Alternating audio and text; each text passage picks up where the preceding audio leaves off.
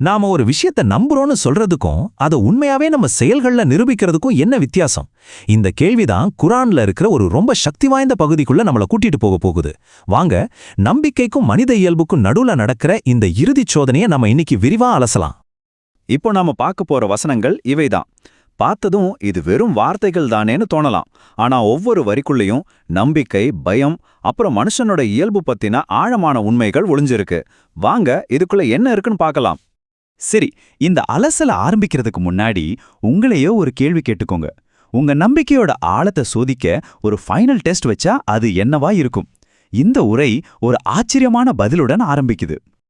பொதுவா பாத்தீங்கன்னா புனித நூல்கள்ல ஒரு உபதேசத்தோட தான் ஆரம்பிக்கும். ஆனா இங்க கதை ஒரு நேரடியான அதிர்ச்சியான சவாலோட தொடங்குது. இது ஆரம்பத்திலேயே நம்மள யோசிக்க வைக்குது. இதோ அந்த சவால். நீங்க உண்மையாளர்களா இருந்தா மரணத்தை விரும்புங்க. இதன் லாஜிக் ரொம்ப ஷார்ப்பா இருக்கு இல்லையா? உங்களுக்கு ஸ்வர்க்கம் நிச்சயம்னு 100% தெரிஞ்சா மரணத்தை ஏன் ஒரு தடையா பார்க்கணும்? இது ஒருத்தரோட நம்பிக்கையோட நேர்மைய உலுக்கி பார்க்கற ஒரு கேள்வி.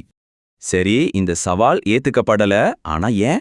அதுக்கான காரணத்தை இந்த உரை விளக்குற விதம் மனுஷனோட அடிப்படை இயல்பு நோக்கி நம்மள கூட்டிட்டு போகுது. இந்த சவாலுக்கு பதில் உடனே வருது. அதுவும் எப்படி தெரியுமா? அவங்க மரணத்தை ஒரு காலம் விரும்பவே மாட்டாங்க அப்படின்னு. கவனிச்சிங்களா?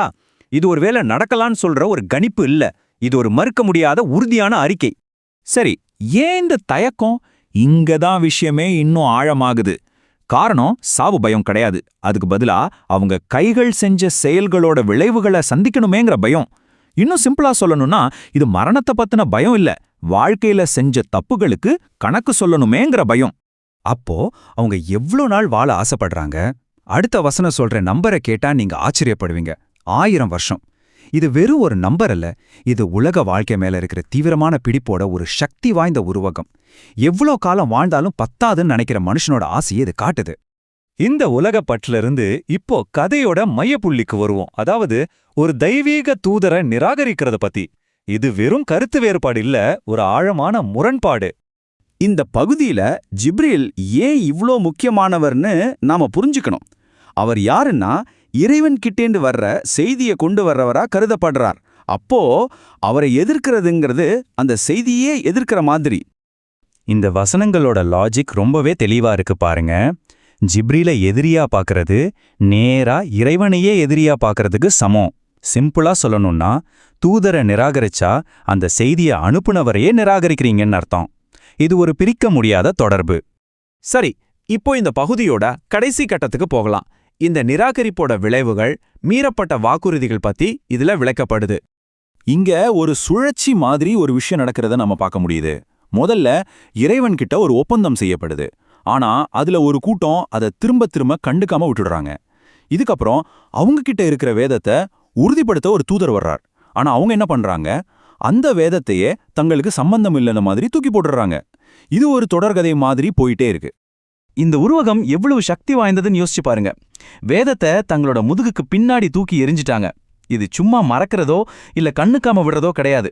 இது வேணும்னே, இது எனக்கு வேண்டான்னு தூக்கி எறிகிற ஒரு செயல். இது ஒரு தீவிரமான நிராகரிப்பு. ஓகே, இந்த வரைக்கும் நாம பார்த்த இந்த வசனங்கள் மூலமா கிடைச்ச படிப்பினைகளை ஒன்னா சேர்த்து பார்க்கலாம். இதன் மைய செய்தி என்னன்னு பார்ப்போம். அப்போ இந்த வசனங்கள்ல இருந்து நம்ம என்ன எடுத்துக்கலாம்? 1, உண்மையான நம்பிக்கைங்கிறது வெறும் வார்த்தை இல்ல, அது செயல்ல சோதிக்கப்படும். 2வது, இந்த உலக வாழ்க்கை மேல இருக்கிற அதீத ஆசை நம்மளோட உண்மையான குறிக்கோள்ல இருந்து நம்மள திசை திருப்பலாம். 3வது, இறைவனோட தூதர்களை ஏத்துக்கிறது இறைவனையே ஏத்துக்கிறதுக்கு சமம். கடைசியா, செஞ்ச சத்தியத்தை காப்பாத்துறது தான் உண்மையான நம்பிக்கையோட அடையாளம். இது எல்லாமே ஒன்னோட ஒன்னு பிணைஞ்சிருக்கு. கடைசியா இந்த ஒரு கேள்வியோட உங்களை நான் சிந்திக்க வைக்க விரும்புறேன். நாம ஒன்ன நம்புறோம்னு சொல்றதுக்கும் அதை நம்ம வாழ்க்கை மூலியமா வாழ்ந்து காட்டுறதுக்கும் இடையில ஒரு பெரிய இடைவெளி இருக்கு இல்லையா? அதை நம்ம எப்படி சரி செய்யறது? இந்த வசனங்கள் நம்மள நாமளே சுய பரிசோதனை செஞ்சுக்க சொல்லுது. இதை பத்தி கொஞ்சம் யோசிச்சு பாருங்க.